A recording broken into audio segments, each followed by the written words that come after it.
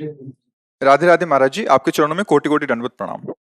महाराज जी, कृपा करके मेरे दोषों का निवारण करें। महाराज जी, काम दोष के कारण मन में दूसरों के प्रति दूषित भावनाएं उत्पन्न होने लगती हैं, जिसके कारण मानसिक अपराध बोध होता है और फिर मन में ग्लानि भी होती है, जिसके चलते भजन में बाधा उत्पन्न होती है। महाराज जी, क्या करें? ये मनोरोग कैसे ठीक होगा?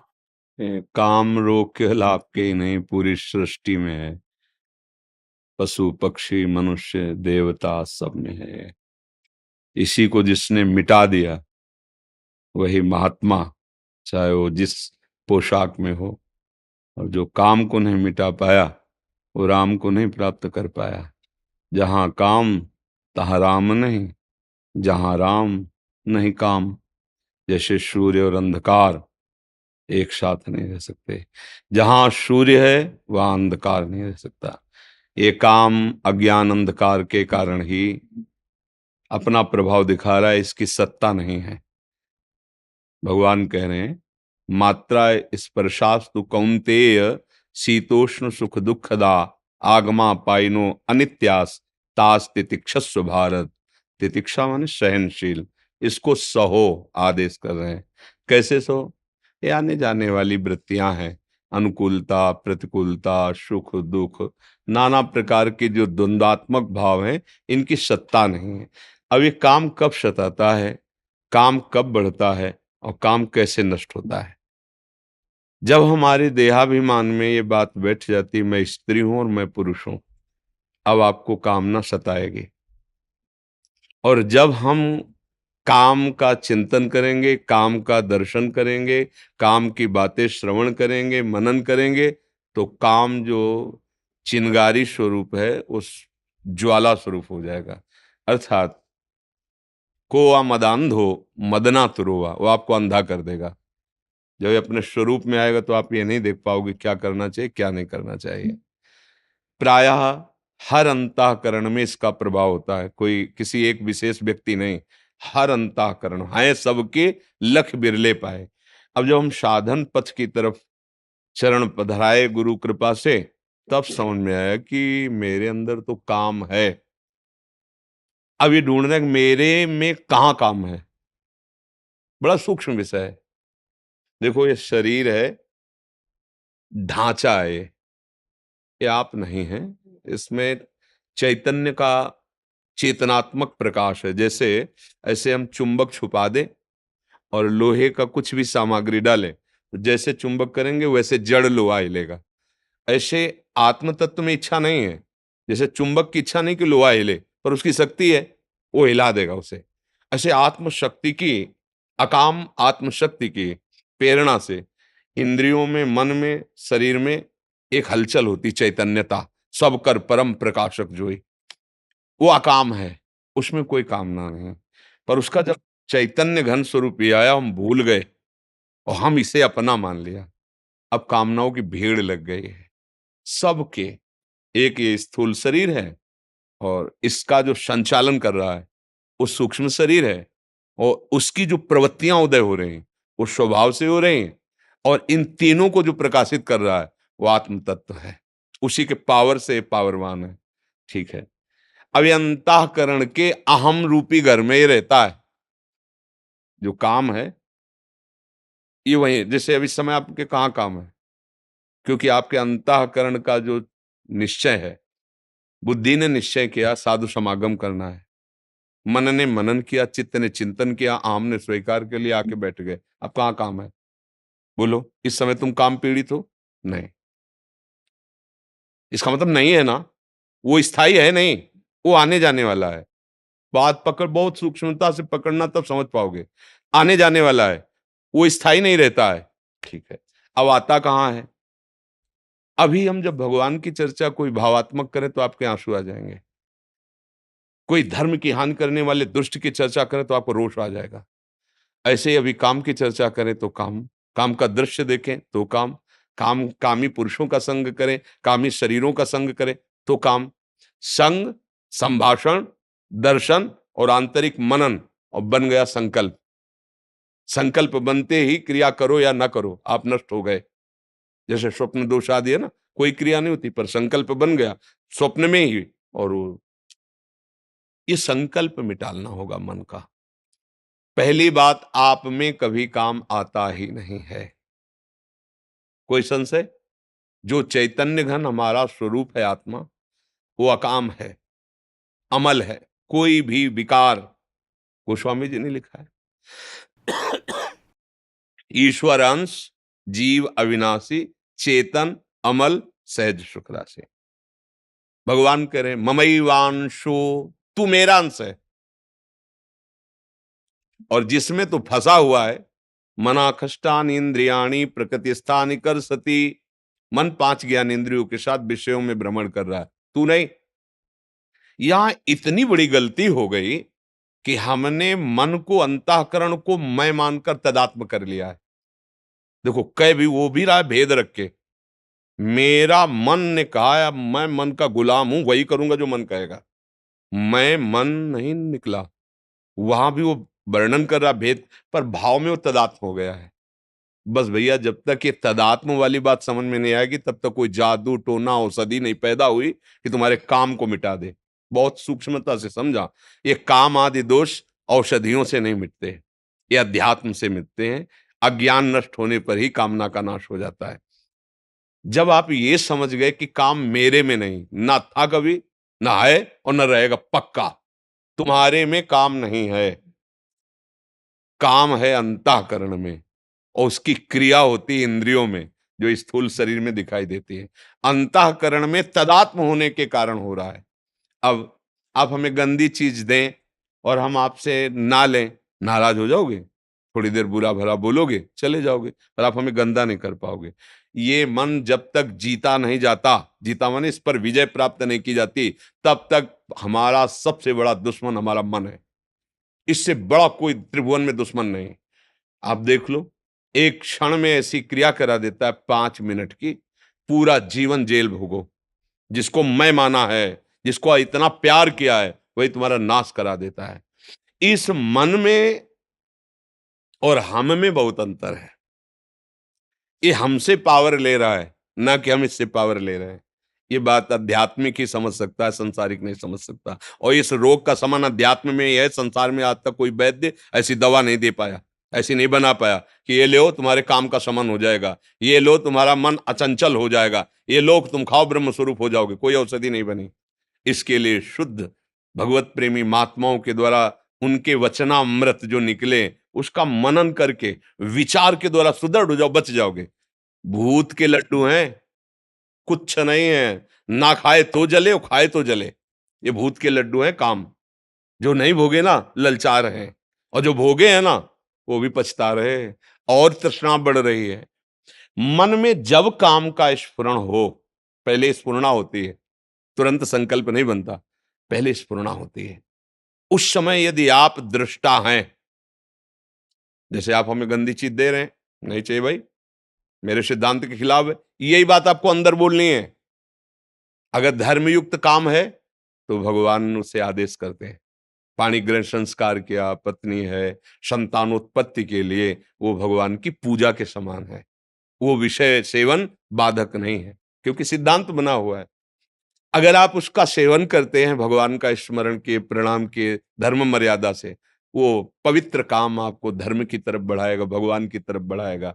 निंदनीय काम, भ्रष्टाचार, जो व्यभिचार प्रवृत्ति है, वो जब मन आपको प्रेरित करे, तो उसको ऐसे ही डांटो जैसे हम आपको प्रगट में गंदी चीज दें, तो आप हम डांट लगा दें। अब मन जो अंदर से गंदी सामग्री दे रहा है, तब तो आप तदात्म हो रहे हो। इतनी गंदी सामग्री दे रहा है, दूसरे की माताओं बहनों की तरफ या दूसरे पुरुषों की तरफ हमारे मन में गलत संकल्प प्रेरणा दे रहा है, आप उसको दुलार कर रहे हो। ये क्या है? मूर्खता ने कितना गजब कर दिया कि वो बच्चा अपने परिवार की हत्या करके उसके साथ भाग जाता है, चाहे वो बच्चा हो चाहे बच्ची हो। हुआ क्या? अज्ञान। अज्ञान के कारण मन में तदात्म, और मन ने सर्वनाश कर दिया। इस दुष्ट ने, इस दुश्मन ने हमारा जो मनुष्य शरीर मिला था दिव्य आनंद के लिए, नष्ट कर दिया। तो आप क्या दुश्मन मानते हैं अपने मन को? देखिए, जब सलाह आपकी चल रही होती है अंदर ही अंदर, तो आपकी चल रही होती है। आप और मन दो नहीं होते हैं, इतने तदात्म होते हैं कि वो आपकी मांग होती है, और इंद्रियां और मन मिलकर आपको इतने गुलाम बनाए हुए जिधर दिखवाना चाहे, जो सुनवाना चाहे, जो बुलवाना चाहे, जो चखवा खावाना चाहे, सब कुछ करने के लिए तुम तैयार हो।